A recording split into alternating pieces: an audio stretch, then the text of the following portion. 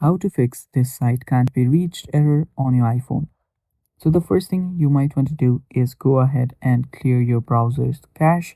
And after you clear your cache, you can just, try to visit that site again and it should work. If that does not work, what you might want to do is check your internet connection.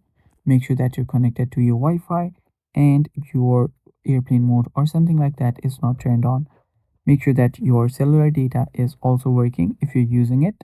And after doing all of that, if it still does not work, go to your settings, go to your general, go to your scroll down and transfer or reset iPhone and tap on reset. Right here, you'll need to go and reset your network settings. Now, if there is a problem on your network that is causing this issue, that will get fixed. And if that's not the issue, clearing the cache will automatically fix the problem for you. So yeah, that is basically all for this video, guys. Thanks for watching. Stay tuned for more and bye bye.